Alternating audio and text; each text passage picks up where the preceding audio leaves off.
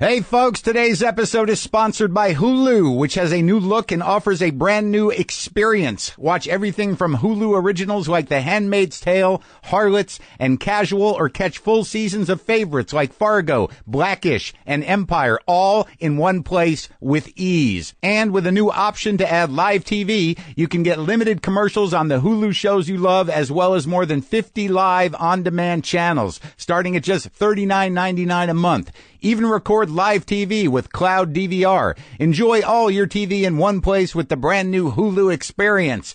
Go to Hulu.com to start your free trial today. We're also sponsored today by Carvana. Do you dread spending your free day haggling with a car salesperson? Who doesn't? With Carvana, you can skip the dealership and buy your next car online.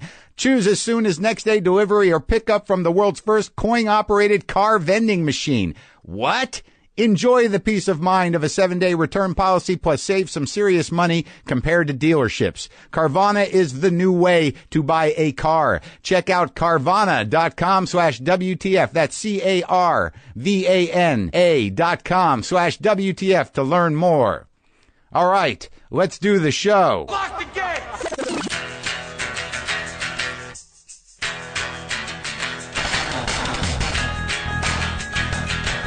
All right, let's do this. How are you, what the fuckers, what the fuck buddies, what the fucking ears, what the fuck nicks, what the fuckeristas, what's happening? I'm Marc Maron. This is WTF, my podcast. Welcome to it. How's it going today? Today on the show, we begin a series of shows that are going to revolve a bit around the TV show, the Netflix show Glow, which I am part of. They're not, specifically promotional interviews. They are interviews like I do. They're all great talks. Today I talked to Betty Gilpin and Alison Brie, my co-stars on the show. I've never talked to Betty before. I've talked to Alison here before.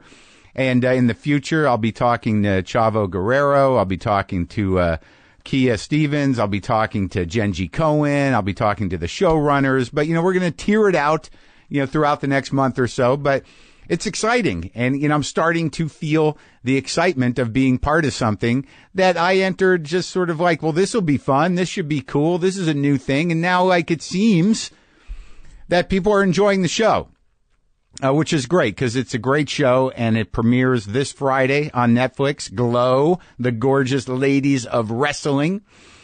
And, I'm thrilled. Tomorrow, I'm doing the Today Show, and I'll also be doing Stephen Colbert's show tomorrow night.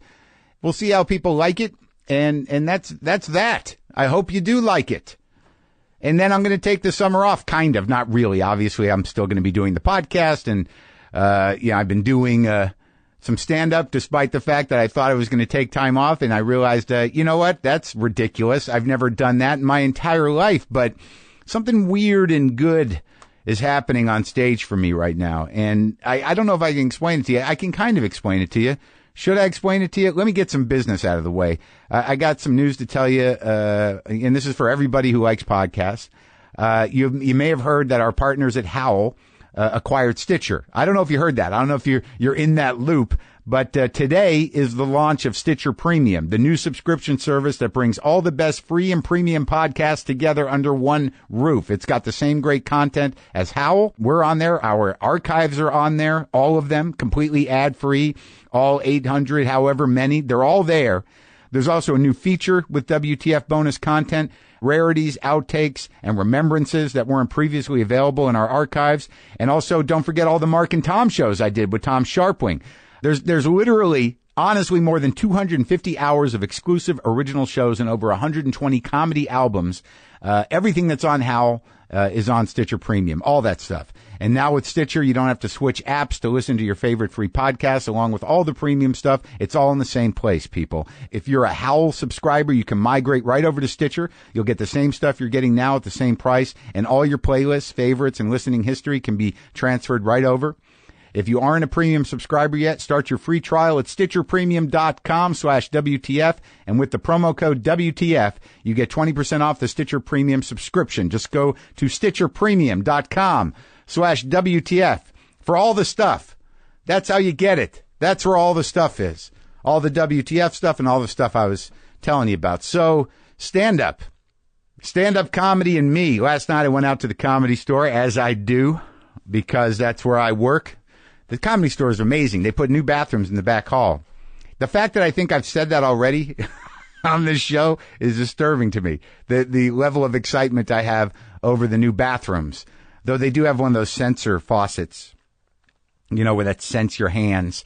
And, I don't comply with those. I'm non-adaptive. I don't know what your experience with them is, and I feel like I've probably talked about this before in my life, but I never have anything but a completely unintentional comedy of errors. A slapstick evolves.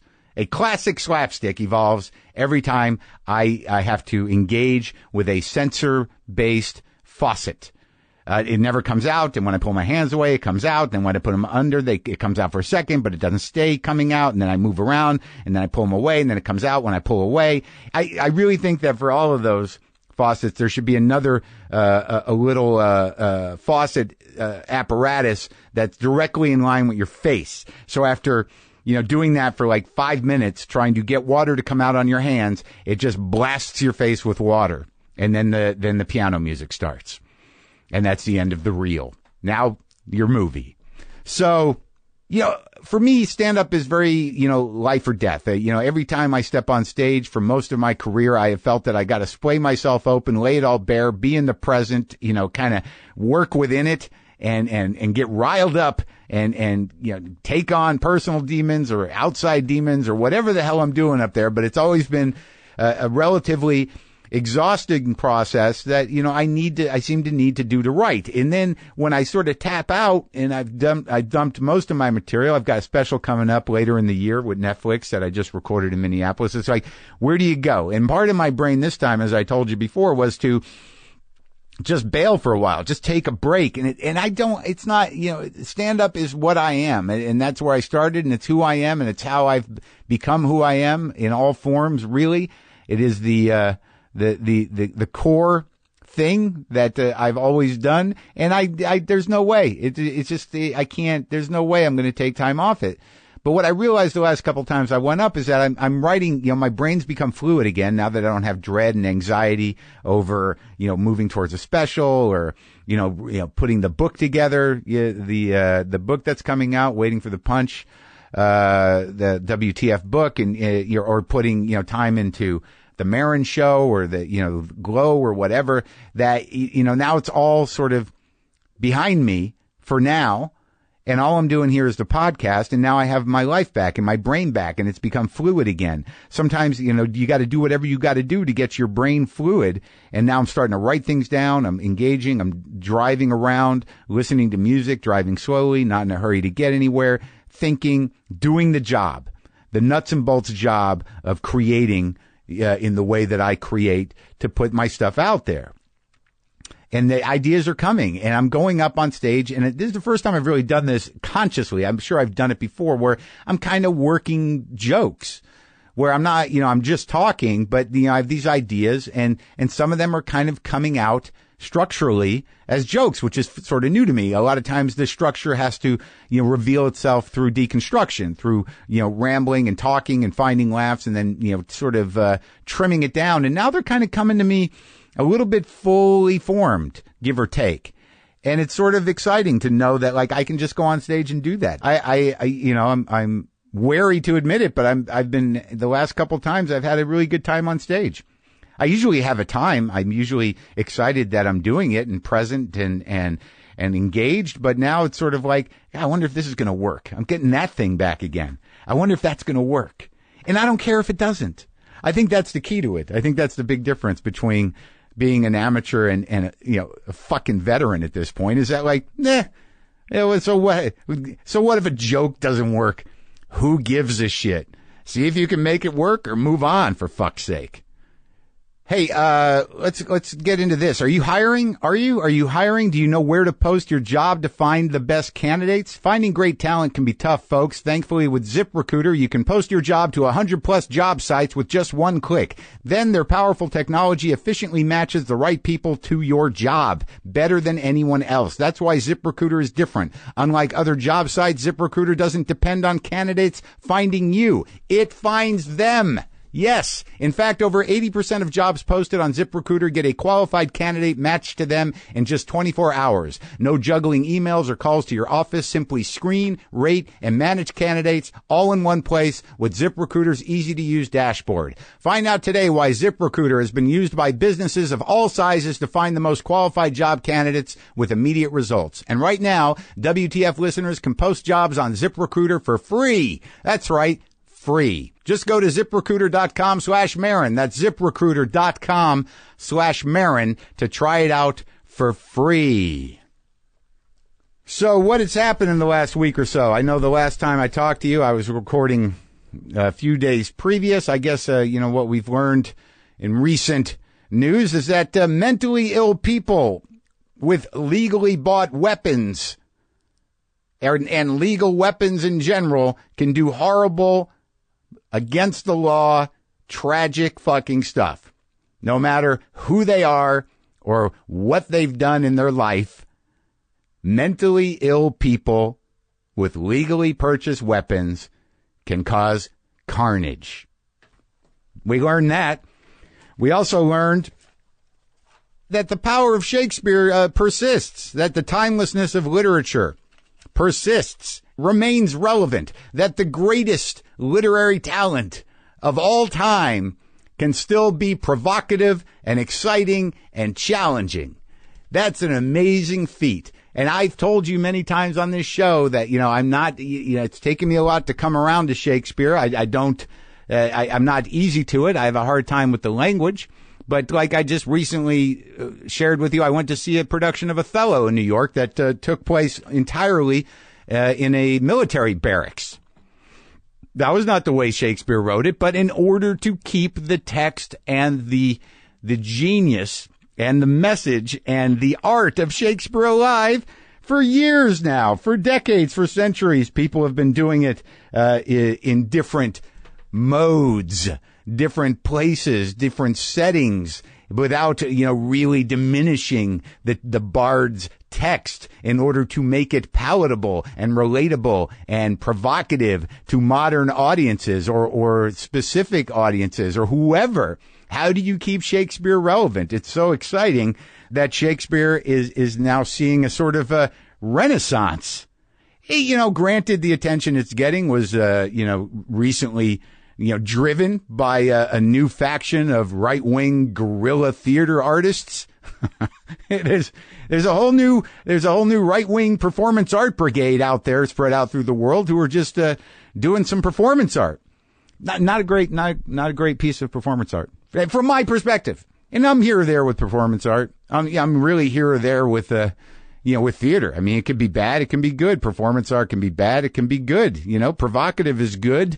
Risky is good. There's all kinds of art. And by no means, if you're a creative person, if you're an angry person, if you make imaginative, poetic things that are hard to define, or if you make very cutting, incisive things, whether it's satire, tragedy, comedy, whatever it is, if you create it, you have the right to put it out in the world.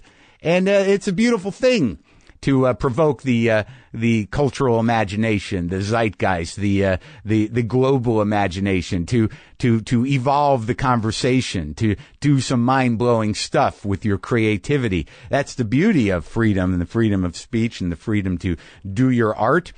Corporate sponsorship is not something that a lot of artists can get, and that's probably better off sometimes, because you can just go out there and do it. Shit, I have seen plays in burned out gas stations with half the structure missing to make a point, and it was part of the play. That was exciting. Art is exciting. There's always been amazing sort of disruptive and crass art of all kinds.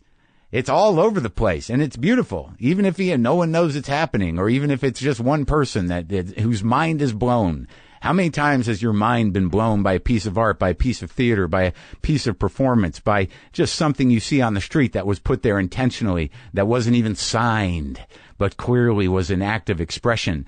It's sort of sad and a bit pathetic that, that reaction to Julius Caesar, which is the play about politics. It is the one, historically, forever, for all time. And that, any theater doing it has to consider modern politics in light of the theme of the show. There's been versions of it with Obama as Caesar, with Reagan as Caesar, with Nixon as Caesar, JFK as Caesar, and probably hundreds of others all over the world. It's the beautiful thing about a piece of timeless art, that the message is always there, and that in order to make the message relevant to new audiences, you have to, build around the text. And the message of Julius Caesar is democracy is fragile and the rule of law must be obeyed. And when you violate it, you get chaos. Plenty of art is political in nature. I mean, that's the nature of art. That's the nature of a whole world of art. Always has been. It is a way to speak your mind. It is a way to create a dialogue around things. Political art is a real thing. No matter how crass an act of art is, in the culture we live in, it's going to be politicized. And if you're going to do it, stand up for it, own it, then deal with it. That's the courage of art. And quite honestly, I don't know why so many people get involved who don't care about the art to begin with.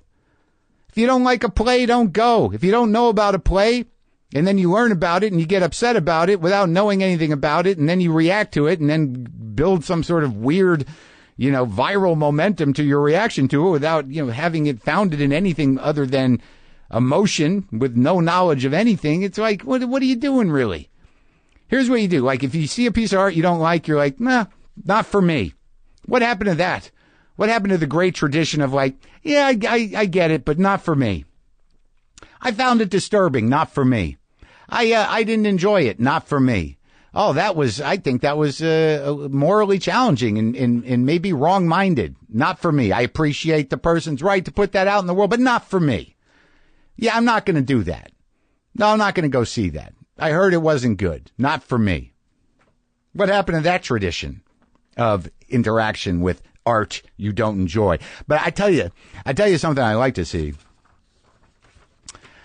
If somebody out there could write a sort of interesting, kind of empathetic, psychological one-act about the people that planned and then executed the disruption of Julius Caesar, that would be interesting to me. So, I'm putting that out there, playwrights. Let's explore those lives that day, what they thought would happen, why they did what they did. Who are they? There's a one act I'd go see. But do it well. Be thoughtful. Don't overwrite it. Okay? Can you do that for me? Folks, this is no surprise. Today we're sponsored by Stamps.com. It's been 6 years since they started sponsoring us, and there's a reason our listeners keep using Stamps.com, because people always want to avoid time-consuming hassles like going to the post office, and Stamps.com makes that easier and more affordable than anyone else. Mail everything from postcards to envelopes to packages, domestic or international, with Stamps.com. Stamps.com lets you buy and print official U.S. postage for any letter, any package, any class of mail using your own computer and printer. Simply click, print, mail, and you're done. They'll even send you a digital scale that automatically calculates exact postage and help you decide the best class of mail based on your needs. We've used Stamps.com since they came on board 6 years ago, and there's no reason to stop. It's only $15.99 a month, and we actually save money on special postage deals. Right now, you too can enjoy the Stamps.com service with a special offer that includes a 4-week trial plus postage and a digital scale without long-term commitments. Just go to Stamps.com, click on the microphone at the top of the home page, and type in WTF. That's Stamps.com. Enter WTF. Stamps.com. Never go to the post office again. So now, folks, I'm very happy to share this conversation I had with Alison Brie and Betty Gilpin, my co-stars on the upcoming show Glow, The Gorgeous Ladies of Wrestling, which premieres this Friday, June 23rd on Netflix. All the episodes will be available at once. So this is me talking to the women that I'm working with.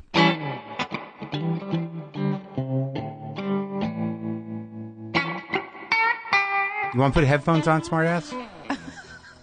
Well, I'm like, are you closing the door? Or are we just going to do this with this door open? Sure, why not? No, because, you know. What? What do you think's going to happen? Sound. What do you? Oh, now you're worried about sound? Pull the mic in. Let's see if I get everybody. Talk. Hello. Testing. Oh, yeah. Test. Oh, We look had so at much that. fun. It was Yeah. all sisterhood, a real sisterhood. Wait, now, but I was in it. It was I all women. All I remember was No. only working exclusively with women. Wait, I was in it. Yeah, you were the 14 Warren Jeffs women of on the whole the project. I know, I was the That his guy. name? What? Warren Jeffs, is that the... You are Warren Jeffs. Isn't that the guy? Who? Which guy? The guy? With the sister wives? Oh, yeah. That is him. Yeah. What The a creepy thing to know. Mormon off the grid guy. Sure, that was you for us. No, come on. So wait, let's catch up. So you got married, no invite for me, no announcement, no. When did you So get married? chill. Alison Brie, I'll set you up like that, like dear. radio. When did you get married? At the end of February, we got married. Yeah. It was very small. How small? 12 people at our house for the ceremony, our parents and Oh. our brothers and sisters. Oh, that was good. That's smart because you never know when you're gonna have to do another one. You don't want to get too many people involved. Sure. Yeah. I guess I would say it was very intimate and special. It really took the Okay. pressure off. Okay. And then we did have a pizza party. We rented out a little restaurant and had some For the friends. reception that I wasn't Yeah. invited to. Yeah. That's nice. We were like, let's have like 60 people. 60. Like, what's the amount where it's like I a didn't even good make- amount of people, but Mark, not Right. Mark? No, I like get it it. makes sense not to have Mark. I understand how like on set, communities work. That when it's over, it's like out of sight, out of mind. Then next season, if we get one, like, oh my God, I'm so happy. I know. Nobody from the show was there except Betty. Except for me. Betty, did you? Betty, Yeah. you're still Mark. married? Still married. Got Yeah. married in August, and we're still currently married. And is that guy, is he doing important things around the world? That guy is doing important things around the world. He's working for a nonprofit that builds compostable toilets, and he was in Standing Rock forever and ever. And they're going to go to Africa, and I'm going to sit at home and like go on BuzzFeed. Oh, yeah. We like Do my part. make A lot of FaceTiming. TV show. Skyping from Yeah. weird countries. Yeah. So what have you been acting, Betty? I'm going to go one each like this for a while. Have you been doing anything on the stage or anything exciting in the downtime? No, I've just been kind of getting reacquainted with my husband. We spent so much time apart last year. I got married and then got back on a plane to go to LA and was kind of there until we wrapped. To do Glow. Betty got married like 2 days after she and I did our final test for Glow. So she was flown to LA. We auditioned our second time together. It was my fourth time auditioning for the show total. Yeah. And it was sort of like, well, good luck with the wedding on Yeah, Saturday. Bye. Wow. Well, it's wild because I talked to Liz and Carly. I got some of the backstory. About our casting. Yeah, a little bit. Like, they knew you Yes. for years. Yes, And they yeah. love you. They were They like, did not want to cast they were me. like, Allison, we don't think she can do I it. know. I know. Oh, they brought me in so many times, and every time I've never felt more like Ruth, the character, than when I would go in and just was fighting for the part. And they saw it too. They told me after, they were like, we really became more and more like her as we kind of made you. We just kept humiliating you until you like were groveling for the part. I won them over. And it worked out. Yeah, it did. So you watched 5 of them. Yeah, I seen watched the first 5 of them. Me Betty's too. seen 5. We Yep. all have. I think we all did very good. I love it. Yeah. That's good. You can use this as practice for the junkets that are coming up that we all have to do. I don't even need, press can be a pain in the ass, Yeah. and I've never been more excited to do press about something because I genuinely... It looks so fucking good. It looks good. I like that it's like dirty 80s. Yeah. But they're not hammering it over the head. It was so Yeah. done to a T that it doesn't look campy. Like it's just sort of like, and it's not far enough back to where, like everyone, I kind of remember it. Like it doesn't look, it's like watching an old movie from the 80s. Videotape. Right. That kind of thing. It's not like Or the a 70s where beta. you're like, that looks stupid. But the 80s is sort of like, it kind of fits in. It's Right. not, it's It's not coming alien. back. Mark, 80s you're What? so good in this Really? show. Yeah. This You is really good. are. This is You like want to ask me some questions Someone that I about my choices? I was totally blown away. This is like your smoldering Lebowski. Someone that I Like- watched it with, they said Mark is a revelation. A revelation. Yeah. And I was like, what about me? You just watched it with me. They're like, well, you're always a Could genius. I get a little? Well, I was nervous about it, you know, because I don't know, I didn't know how to do that. But Why? acting with you professionals, why? Because I talked to Martin Landau in here. I had Kevin Bacon in here before, and I'm talking to actors about craft. Like, I'm making up for the acting classes I never got by asking that. like Martin Landau and things. So Martin Landau's telling me about the, listening and about all this other stuff. And I'm sitting there going like, oh, fuck. I got to do that. I got to integrate that into it. Season 2, you're just going to be totally in your head. Am I Yeah. listening to her Yeah. now? Or what do I... Well, the weird thing that, you guys, I mean, I guess it happens to everybody, but there's that moment where, depending on what take you're on, where you're very aware of what you're doing, and it kind of stinks, and you have to fight that somehow. Yeah. No. So like, it's okay, she's impossible. almost done, and I'm gonna do my thing. Yes. I said that a lot on this show. I agree. It's you do things so many times, and then you hit a point where suddenly you're like, ooh, this sounds... I'm just saying this line the same way every time Yeah. now. I've fallen into this rhythm. And But then you let- have to freshen it up. for No, yeah, you yourself. got to jump back into it, or like, yeah. But I will say this: there are scenes that I found that most of my great scenes that I'm going to call great were with you guys, right? The one in the kitchen with you, pretty love it. solid. Good I love scene. it. And then we have a lot though, me and you. I want more. Something's I think happening. we have More. more in the back 5 that I've not seen yet, and I know we have like better The car stuff. on the way to the thing, Yeah. and then the thing. Yeah. I think that was touching. I agree. You and I in a I've heard car, from very people. touching. Every time we're in the car, it's good. Yeah, Even it's- in episode 5. Yeah. You and me and Kate in the car is a very sweet where I'm scene. chuckling at you, and then Yeah. I decide Betty I like said you. I was kind of flirting with you, and I was like, God, Kinda? I didn't In the mean car to be scene. playing that, but I just can't help it. Yeah. There were She's fireworks. kind of flirting with everybody in a desperate way, right? Wow. No, the character, Ruth, the character. The character. Yeah. Yeah. No, actually, no. I very much disagree with that. All right, think maybe that I'm Ruth, mistaken neediness for flirting. she's needy, Yeah, but yeah. I think there's nothing really sexual about Ruth aside from like watching her have sex in the first episode. Right. You know, that. Well, yeah, that was. You're, it. I don't think that guy could have handled that. he couldn't. Poor Rich. Oh, Rich Summer is so great. And he and I have known each other for a while, you know, for years because of Mad Men. And it was very funny to do my very first ever fully nude sex scene with him because Yeah. he was like, Spoiler. oh, sorry. Oh, no, God. that's a good spoiler. That's Oh, fine. yeah, That's okay. going to bring That's people early in. on. No. It's, that's one of the. That's not a spoiler. That's like, oh shit, I got to watch that show. And he was just such a gentleman, almost too much, where he's just, you know, don't worry, I'm not looking at anything, and I'm not touching you or looking at you. And I was like, In fact, you I'm gotta- disgusted. Yeah, I know. I was like, well, I think I need you. I was grabbing Throw his a hands and like compliment my putting them way. on my ass. Right. I was Yeah. like, I need a little something. Look at me. Don't break eye contact. It's Look hard to at do me. that, right? Those things. Yeah, it's fun. Well, you have to. That's the thing is like, there's an endearing quality to someone. That is the preferred thing, that someone is kind of squeamish with it and isn't like, here right. we go. Right. Yeah.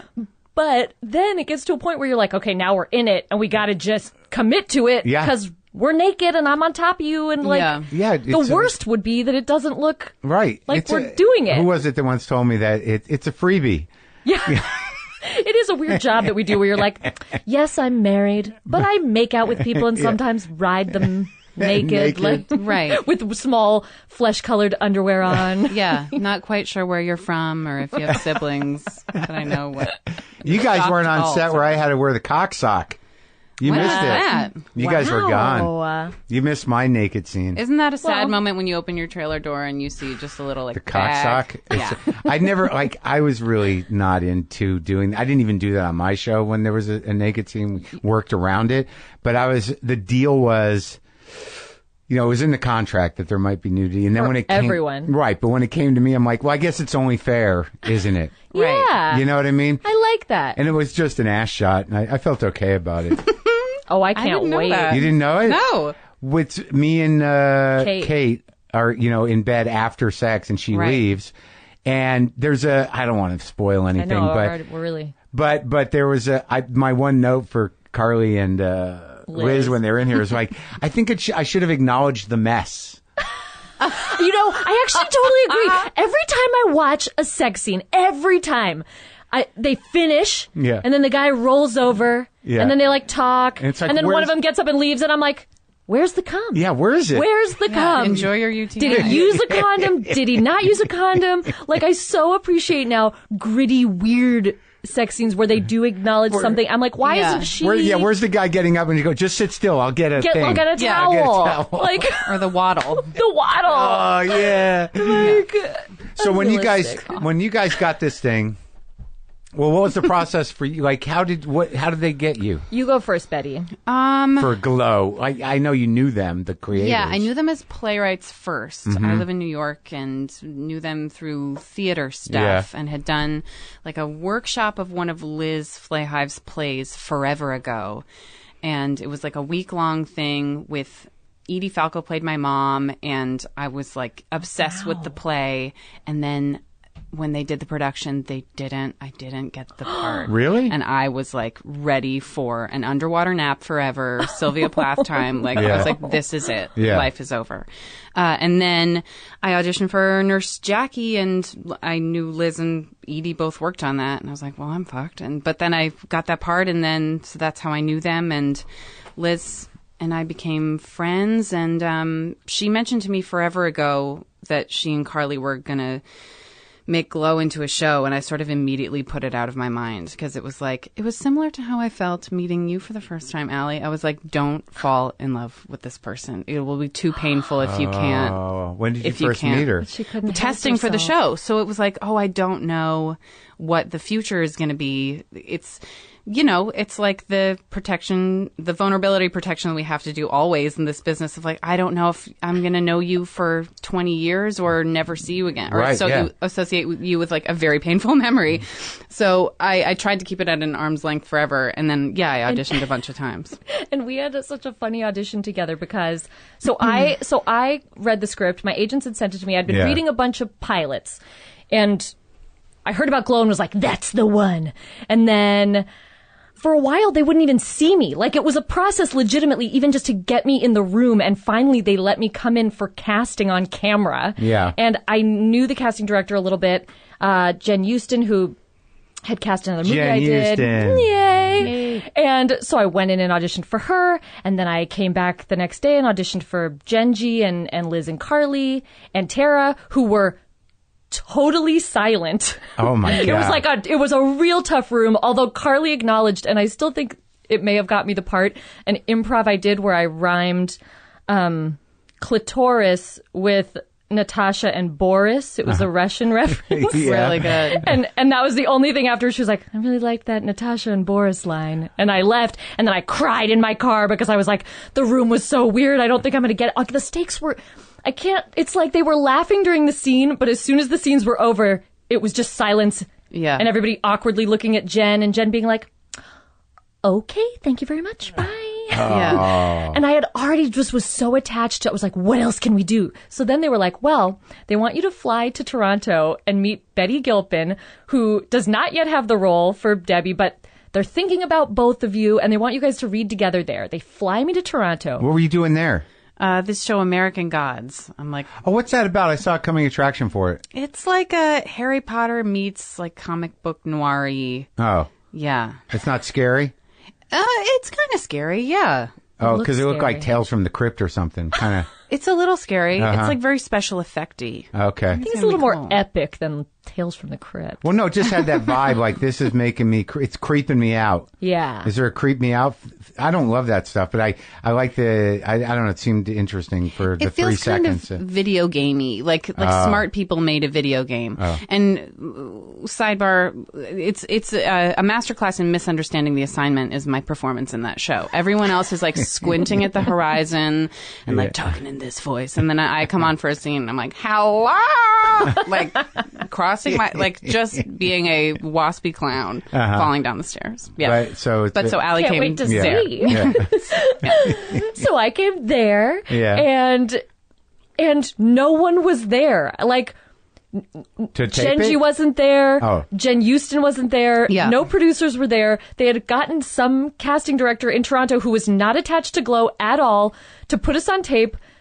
She wasn't even in the room. She basically was like, it was on a Saturday or a Sunday maybe, and sort of like was not happy to be there and walked Not into her the passion room. project. She was just sort of like, well, here, Jen left these notes for you and have fun, and left. And two of her assistants were just in the room filming us. And one of the scenes was like where we have a big fight and are like fully wrestling each other. Yeah. It was totally bizarre, though. Yeah. And to be like, they flew me all the way out here. I feel like I'm testing for this part with this other actress for no one. Yeah. With no notes in front of two 20-year-olds who you were like, guys- that was great. I know you guys are. You're pros. You locked in. You did it. We locked in immediately. We went to the bathroom together and went to the scenes, and it was great. Yeah.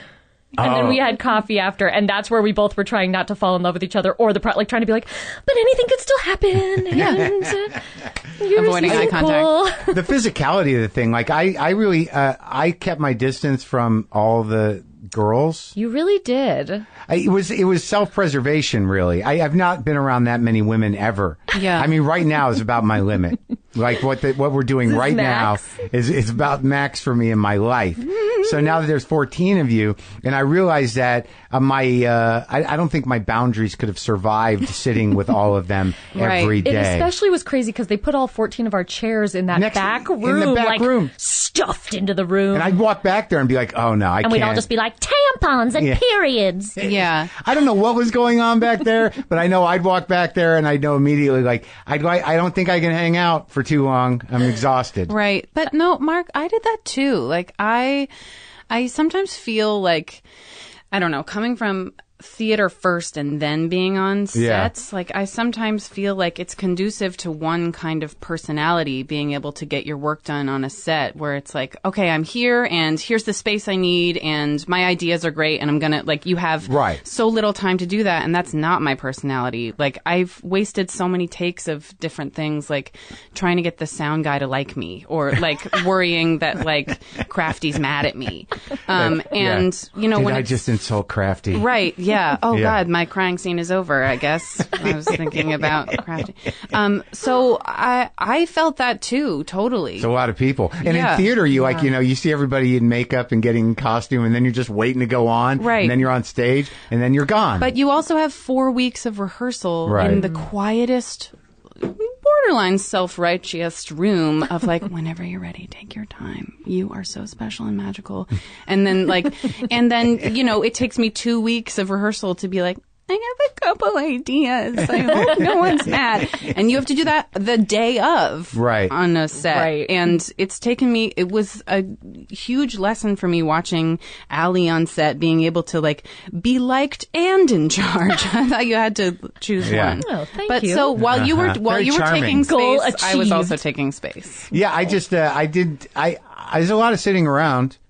You know, like Yeah. and I knew that from my show, but like I had less to do on this show. Right. So there were times where I'm like, just don't eat. Try not to eat. That was the toughest thing Right because there. we had really good Crafty on but this every show. hour, it was like being on a cruise ship. Hey, they just put out a full Chinese buffet. You're like, Right. what? Now there's hot wings. Yeah, today it's Indian food. Nah. Yeah. It's true, and that's all you want to do when you're bored, too. Just You're like, eat. let's go to the truck. Then Let's they take had a the walk truck. to the Crafty truck and make a sandwich or get an ice cream. Right, and they had the pop. ice cream and the whole kitchen over there and the stuff on set. It You have was to just great. avoid. That's why I bring my own. Just making everyone else feel bad about having a good time, eating some food. Every so having often, I cake. have a little piece of chocolate, but like, only what- dark chocolate. It's good for your heart. Yeah, I know. I eat that too. Do you Yeah, like it's that good. Trader Joe's special dark chocolate? Have you seen it? I'll show it No. to you. The packaging's very compelling. Oh. And it's very good. So when you got the gig, Yeah. what did they tell you? Like now you're going to have to train. You're going to have to learn how to wrestle. Because I got to be honest with you, and I've said this before, and I'll probably say it again as we prepare for our junkets. That when I was up on this thing, when we were shooting that first exchange, the interaction with you, the fight in the ring. Yeah. That, I'm not going to say was planned or not planned, but the first time you guys go at each other. Yeah. I got choked up just because of the intensity of the physicality. I love that scene. Yeah. That was our audition scene. But every time anyone would do, it wasn't like a connected to emotion, just the women doing shit. Really Yes. aggressive shit. Yeah, I was like, it choked me up all the time. It was incredible. What is that? It was the coolest thing. I do think also it was cool. So we did 5 weeks, 4.5 weeks of wrestling training before we started shooting. And it was great because also all the women on the show got to meet each other and Right. get to know each other in that capacity where we were learning a new thing that no one knew how to do except for Kia, obviously, Kia Stevens, who is a professional wrestler. She was great. And she was incredible and Yeah. just the most gracious, kind, giving person and really helpful with our training. And Chavo Guerrero, obviously, is our wrestling coach. Chavo The Guerrero legendary. Jr., Yeah. yes. But that time, we all just grew to feel so empowered. And we also were on this high of learning a move and then being able to master it and overcoming Yeah. our fear of doing stuff was Right. the biggest part of it.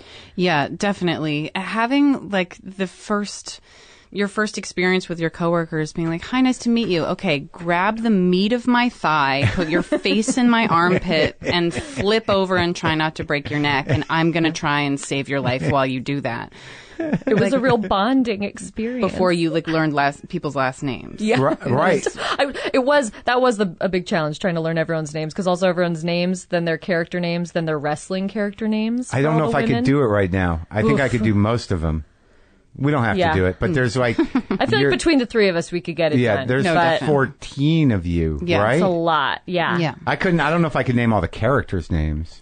I know. It's so funny that since we wrapped the show, I've seen smaller groups of the girls a couple times. And it's funny what you said, true. Like, you still feel like you're getting, like, it was such an intimate job. And at the same time, you see someone and you're like, and what else is going on in your life? Who Yeah. are you? Yeah. Right. Like, we're so you're like a sister to me. Yeah. And where are you from originally? Yes, Like, yeah. But I love that about being an actor. I feel like it's like, okay, metaphor, guys. If Yeah. your brain is a house, Yeah. it's like the person's attic, their weird upstairs bathroom, but like the vestibule and the parlor, you're a little Right. not sure. Yeah. Like, don't Right. know The basement, the basic you know. details that you usually learn first Right. if you're like an accountant. Right. But I feel like I know them on a cavewoman level. Sure, the emotional level. Yes. Without details. Right. It's Yeah. like none of us are that good at small talk, and we all like to share very personal details about Yeah. our lives. We're like, so what's the worst thing that's ever happened? Right. What's your biggest mistake? Yeah, it's just a boundaryless mess Yes. Yeah. of people trying to, speed up the process of knowing each other. Yeah. Yeah. Because, when you have 14 women in a show, Yeah. and I'd never seen, I noticed a lot of boob adjusting and a lot of Yes. Did you pulling. catch that? Huh? You caught that. Oh my God! I felt bad for you guys. It's A like lot of everybody pulling cloth things out of our butt crack. out of butt Yeah. cracks. A lot of butt Did your cracks, yeah. period sync up? You know, I think they did kind of. Doesn't that happen? That's a real thing. Yeah. Yeah. That's a real thing. They did kind of sync up. Yeah. And then I started doing laser hair removal right after. That's what I was like, wow, I really need to do laser hair removal. If we're Yeah. going to wear these high-cut leotards, I have to do it immediately. Yeah, there was Summer's Eve spray all over the training gym. Oh, yeah. Summer's Eve spray is like a vaginal freshening Mark spray. knows. He knows. I do. I've Well, the heard of audience it. might not know. So there was a lot of that around in So someone brought it in first as a joke because there's one when we do this head scissor move where literally our trainers would tell us, you really have to get your crotch up against their chin. More than one move.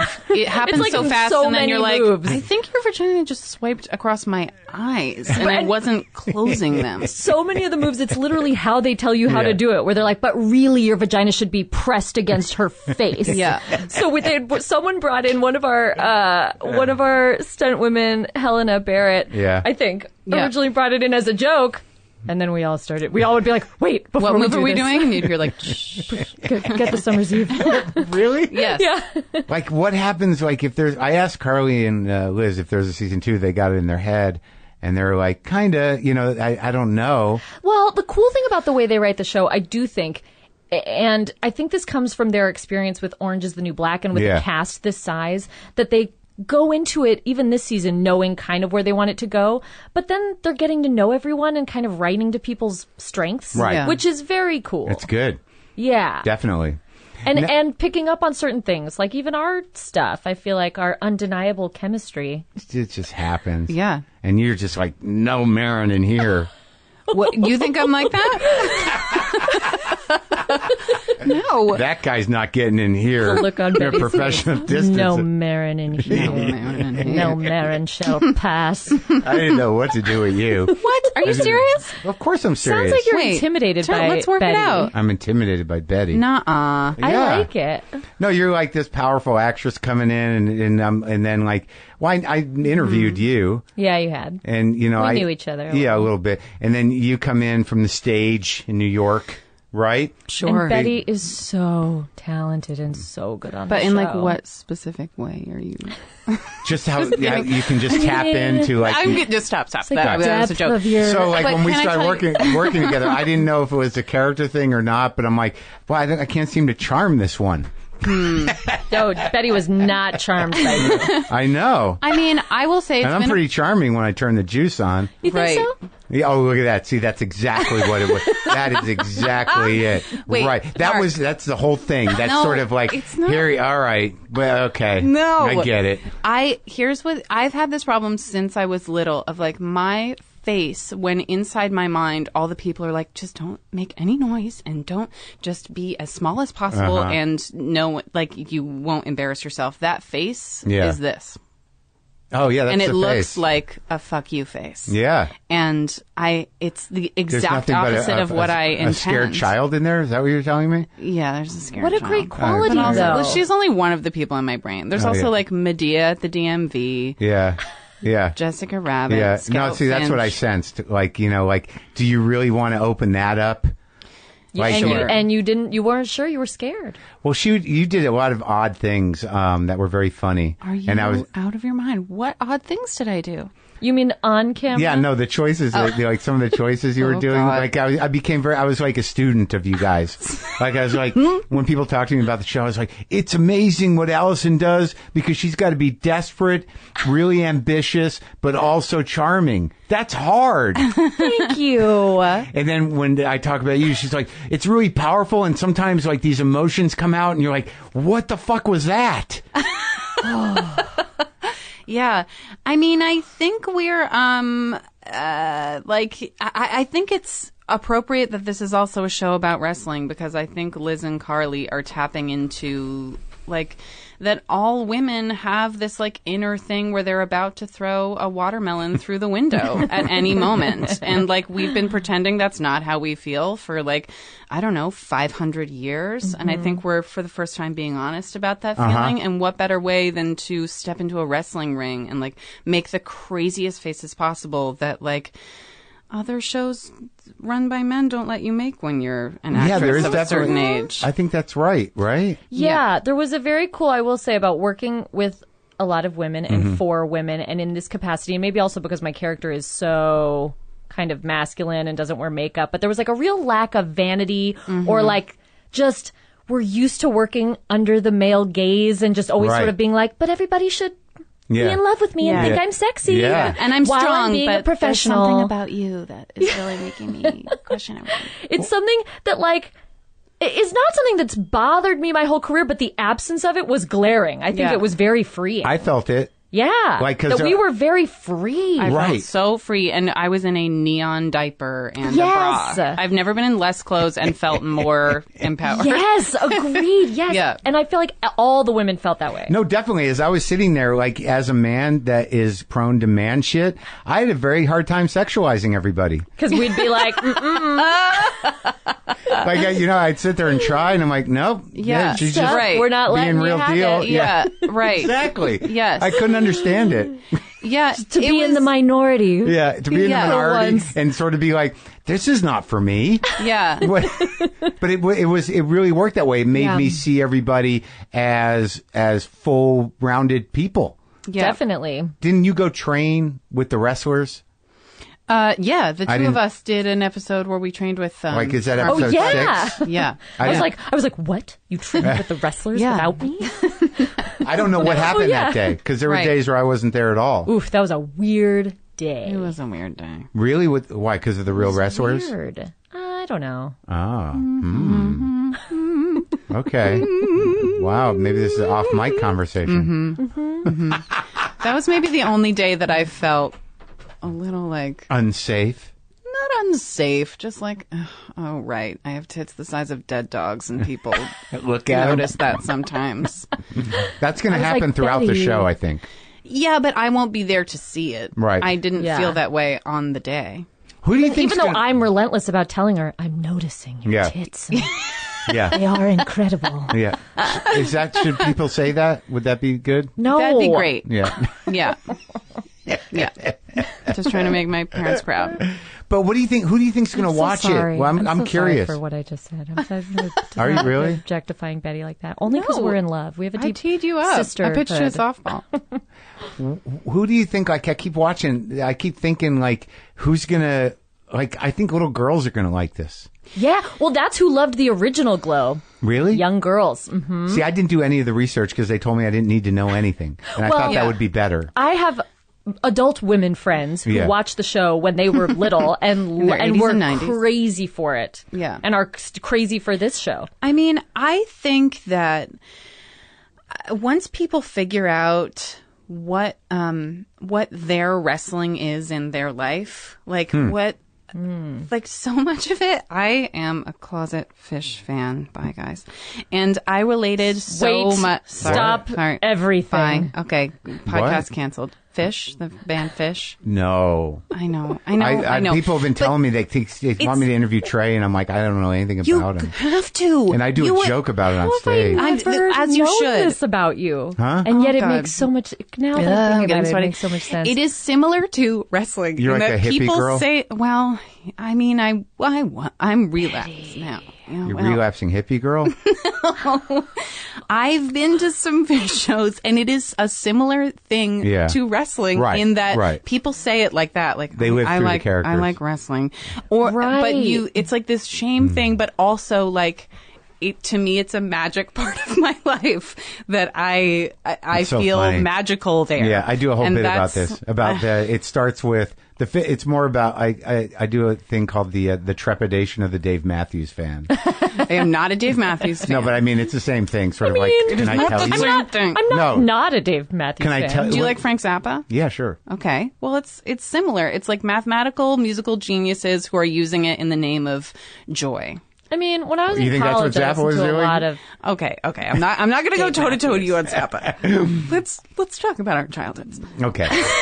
But yeah, so what you're saying is that there's a large fan base of people that it's very essential to, and they live through the Yes. music or the wrestling or whatever it is. Yes, yeah. Or that, like, I think our three characters in this show, Liz and Carly, are painting this picture of why these three people need, like, a weird circus soul bubble in their lives that's, like, an escape or something to apply, like, I don't know, they have, like, an inner passion wheel of darkness and ideas, Yeah. and it needs to be funneled into something. Right. And like for some strange reason, the three of them find wrestling at the same time. Mm-hmm. And I think that there's something to that, like that other people find that in other things. Well, I happen to find it in Fish shows from 2004 to 2000. Yeah. No, I find it in a lot of things. I talked to a real wrestler in here yesterday. Who? AJ Mendez Brooks, and she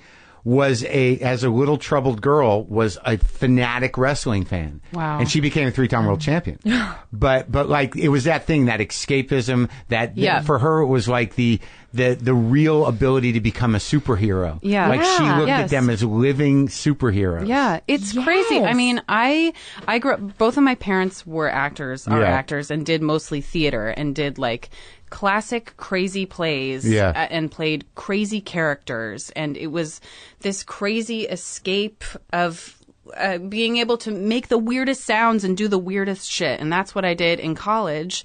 And then you graduate college. Allie, I think, had a similar experience. You kind of graduate theater school and they're like, oh, you're a 22-year-old girl, just blink and say the line just as yourself. We just want you to be inherently you. Or they get very excited to be like, you're attractive and funny. So push your boobs up higher and then be funny. Right. Adorable. It's but not adorable. too funny because he's got the laugh line. Not too funny. I mean, you're the straight he is man. incorrigible and you really just are falling in love with him. Even though he crashed your car. And so I feel like wrestling is like, it allows us to be as crazy and wild as I was definitely stoned in acting school. It's because we did talk about this a lot, that I've never felt as free as since I was in college and then as I did on this show. It reminded me a lot of the essence of myself, which I really experienced in college, letting loose, doing theater, doing the stuff you love, also kind of trying crazy things. Taking no idea risks. Is too strange. Taking risks because you just creative don't care. Risks. The sky is the limit and all that stuff. Creative risks, and you're getting to know who you are. Right. In a real way. Primal. And like being who you are. Yeah. And celebrating that. And then it gets beaten out of you while you're trying to work and be like, don't be you. Be the perfect thing that we're looking for. Right. Oh. Yeah. Yeah. And so it was liberating. Very much so. Yeah. Yeah, I remember I pitched to Liz and Carly. My wrestling character is the all-American hero, Liberty Bell. And while the election was happening, I was like, what if she's like Liberty Bell? You know, sometimes she's like a Southern belle, like Blanche Dubois, but when she gets angry, it's Trump's America. And we like go to this place. And I was like, pitch this whole heady thing.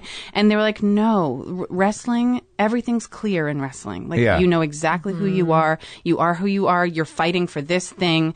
Like there's no that's for real life. That confusion is for real life. And I was like, oh my god, and that's true. And that's the balance that happens, and that's why it's going to keep getting more interesting, because there's going to be more wrestling and there's going to be more real life. Like because when you're saying it, the moment that you both become the wrestling personas. The whole thing just changes. Right. It's so heightened and so raw. But the other thing that's amazing about a Fish concert, generally speaking, or a wrestling show, is you can experience all this with a context. Right. Yes. You're not just out in the world acting like a crazy person. It's a safe space. There's a support system to give you that freedom to do that. Definitely. It was cool. We talked a lot about this in terms of our characters and their relationship and how, you know, it's a complicated relationship over the course of this season. And when we're outside the ring, it's obviously way more complicated and difficult. And then when we're in the ring, things are so black and white and you're playing totally different people and they're able to exist and have a totally different relationship, which becomes very important. Right. Well, that was the a ring tricky because thing. of those boundaries. Yeah. Right. And then you actually begin to resolve it. That the relationship it's pretty... A little bit, but also not. Right. The task that you guys had, given what the situation is out of the ring and then getting into the ring, like that was quite the acting feat for both of you. Yeah. I mean, I feel like I've had that with, like when you act with someone who you have a difficult history with. Yeah. And you can like look in each other's eyes. Yeah. Yeah. You Or can like not look. Not necessarily a difficult history, but certainly there are people you act with someone who you don't particularly like. Right. And then next thing you're doing a scene where you're in love or just good friends or whatever. Right. And you can like hold eye contact or be physically close or do things and actually feel deep, meaningful stuff with them in that moment as the character. Right. And then cut it off. And you're just... But also it's like, I feel like it's... Don't touch for me. our characters too, it's like when they're wrestling, it's like this tiny little inner soul self being like, I love you. Yes. All the other people who are operating in this body hate you. But I, the most important one, love you. And that's funny because that's what wrestling is you've got to carry each other. Like there is some...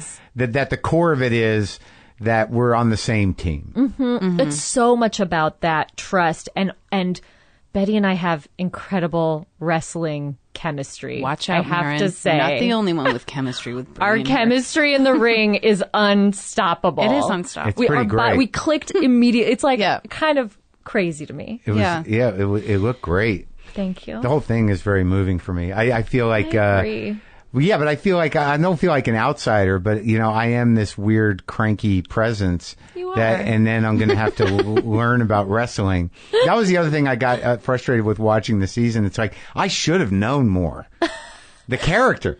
Right. Yeah, right. but that scene where you're reading the script of mine, it was so sad. Oh my God, your know. eyes in that scene, God. you're so excited. What Yeah. happened? Like, I don't know what's going to happen. I know. It's exciting. Yeah, it is exciting. Yeah, and you're excited. so goddamn good in it. Oh, there thank was you. a day where I tried to give you a compliment, and I don't think that you understood that I was talking about you. I was trying to tell you that you were such a good actor, and we were talking about James Gandolfini. Oh, yeah. And I said, I was trying to tell you that you were this way, that a problem that I have with a lot of male actors is like, I feel like they're too afraid to not only play status, like to play vulnerability or to not know the answer to a question. And I was saying like James Gandolfini, like he's not afraid to be like, powerful in one moment and then like a scared little boy in the next. And I do feel like that is you in this show. Oh, and thank you. it's Sweet. Now I really heard amazing. You heard it. I heard it. saw It's what you you've like wanted all this squinting and time chewing on from something. Betty. And you're like, yeah, I don't know about that. And I was like, he doesn't even know what I'm talking about. Well, I had decided that the tone that you took with me was was sort of like I guess it's my own brain. Uh-huh. I had you on this like I thought this is the theater lady coming in to work with the us Hollywood types. Yep. It only means that I don't have health insurance. That's what a theater lady means. Now I do. Okay. Yeah. Oh, congratulations. Thank you, guys. Thanks. I don't want to brag. See, the unions can work sometimes. Yep, sometimes. Well, so I'm excited. We're going to London and Paris and New York, and to sit in a hotel room and have And a parade talk of again about- reporters ask Yeah. us the same questions. Oh, yeah. Have you ever done that before? Well, I've been on the other side of it before. Right. Like I've been one of the You've been people. going room to room? Well, yeah, where it's sort of like, okay, you got 10 minutes with Colin Firth. Really? How was Colin? It was okay. It was like that. I mean, it was. I don't remember what it was for. It was when I was at Air America doing the video show. But I've never. I'm trying to think if I've ever. I've done press before, and I certainly do interviews. But I don't know how they're going to structure this. I think we go and sit somewhere. I don't know. I don't know how think many. it's like we sit in a room and knows. there's like a glow backdrop behind us, and then one by one everyone comes in and gets like 5 minutes. Are there pictures? No. Okay. Unless they take it with their cell Right. phone. But What- no, maybe there will be separate pictures. I don't know. Someone should tell me so I can bring an outfit. You definitely should Nervous have an making. outfit. I'm nervous. Really? Yeah. I'm What's excited. funny is that with each one, you get sort of better at the story you're going to Right. tell. Yeah. And by the last one, they get the best one because you finally put all the thoughts together. Totally. Well, or I feel like you say the same. I always feel bad for like the guy filming it, the camera guy who's in the room with For you all of all them? day, Right. And your thing gets really canned, and you're just like, it was a wonderful. Well, my wrestling name in real life would be every time again. You have to take a break and go like, sorry.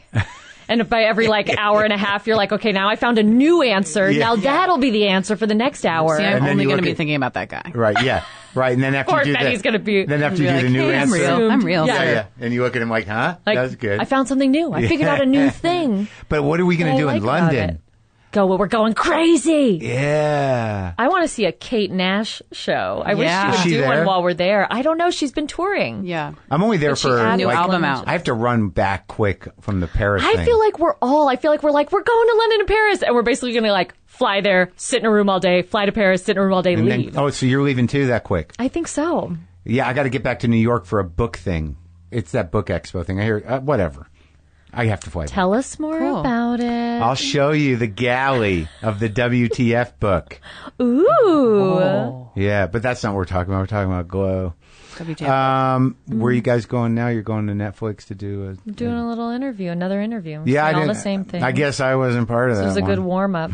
They Yeah. were like, I guess I'm not going to that. Just they like said your definitely wedding. not Mark. Yes, I said Yeah. this is the same thing. was I said, as so long as fun. Mark It was is an not honor to be invited. there. Yeah, that's a secret you. God, what the best Yeah. night of my life. Everyone, my most favorite people Yeah. were there. Yeah. Yeah. And my chair was like a little higher than everyone else's chair. Yeah. Why is my chair? Oh my God. And, Betty the was lighting there, her geared husband, towards and I gave me. Betty just an extra empty chair. Yeah. So she could, for her bag. See, I know what was really going on set. Like, I didn't go back to hang out with the girls because you would go back and go like, isn't it so silly how funny Mark is around me? I can make him do anything. Do you guys want to watch me make Mark do things? Oh my God. In your mind, we're consumed by our relationship to you. No, nobody. Come back into the room. Hey, everyone, did you just see what Mark did? Now I'm back here. Thank God he's not back in this room with us. I did. I felt so small. I didn't. Not in a bad way. I like hearing knew that. Yeah. No. I knew that going in, and I wanted to. I was very relieved not to have the responsibilities I had on my show, and to try to act outside of that because I haven't acted outside of being me. Sure. And also I like. That's not true. You were in Mike and Dave for a minute, and I did that bartender easy thing. You easy. That's a very. But that was after. Different character. Oh right. Oh. But. No, it wasn't. You had done easy before we shot I did? this. Yes. Oh, that's true. But anyways, I was excited to be working with an ensemble and a group of people and just to be like, I didn't want to. I was very relieved not to have any responsibility other than to act. Right. And you liked that even once it was happening. I liked it, but I don't know what to do with the time. Like it starts to get like and also I kept sitting in Video Village because that's where I used to sit on my show. And I told Carly and Liz that I'm like, I just had to sit there, and they're like, we know. And all the girls were in the back, and we were like, Mark's sending a very clear message to all of us. We were not doesn't like want to that. sit with all the actresses. Has to be at They Video knew. Village with the director. Yes, they knew. It was better for everybody. I didn't want, Don't you got to like listen to podcasts on set if you're going to sit by yourself. And then like Chris. We would develop hilarious bits. And Chris would sit and read books. I was sort of like, what are you trying to prove? I always try to read a book on set. I'm always like, I can be an intellectual too. And then I bring a book. I never can get reading because all I want to do is fuck around with everyone. I watched the entire Sopranos. Oh, yeah, you did. You've been watching it in the car. You've been watching it constantly. I couldn't stop watching it. I got that HBO Go. I was like, this is the fucking best. And this is what I'm going to do. I only watch shows on Netflix. Mm-hmm. Maybe that's why I tried to segue a James Gandolfini reference into a compliment. Oh, I'm sure. He came up. I think we were talking about actors. Because you were constantly talking about that show. Because it's all you were doing. For a while. And then that guy, that director, what was his name? Phil? He directed Phil Abraham. The DP. He was the DP on it. Yes. That was very cool. And he was our DP the first season of Mad Men, and he directed a lot of Mad Men episodes. And I think his episode is... I liked it. The patio town. I love it. Mm-hmm. That was a nice day hanging out at that furniture store. Yeah. I took a nap on some of that furniture. It was great. We talked about our families. Yeah. Well, I'm very excited. It's all very exciting. So by the time this goes up, we'll have gone to London and Paris and New York. But the show will not be out yet. I think we're going to put this up around the first, right before. There's going to be a bunch. Carly and Liz, all the writers. Really? You guys. Have you done the writers yet? Yep. Whoa. I'm going to do Genji. I did the writers on I can't set. wait to listen. I feel like it's going to be such interesting because writers, they like to keep all their secrets. They play everything really close to the vest, and they just they don't want to give anything away. I went to jail for 12 years. I would not be shocked. for stalking. But it's all very exciting. I'm excited. I'm downplaying it. I'm super pumped. I've never been more excited about anything in my life. Really? I'm not downplaying it. Really. How about you? I'm really excited, and I'm really scared and really yeah. I'm really excited. Do you think we're okay? We've resolved our thing? I think so. Okay. I'll try to not make it personal. Right. And I'll try to. Okay, good. Thanks, ladies. I love you, Mark. Love Thanks, you, Mark. too.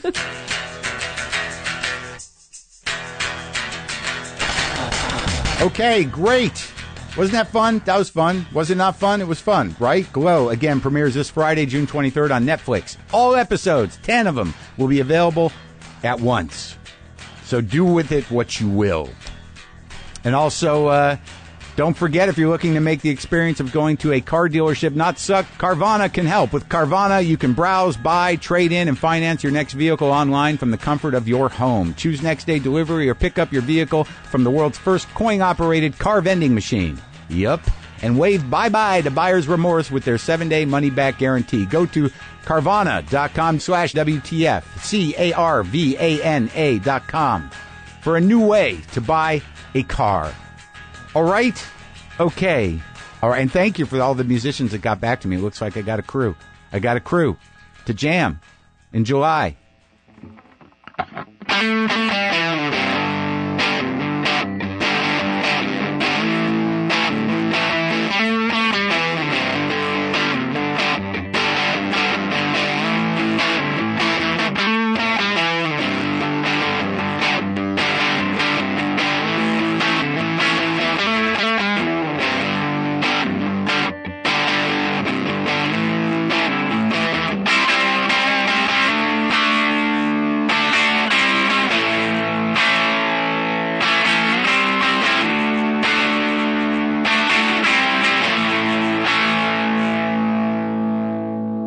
Boomer lives!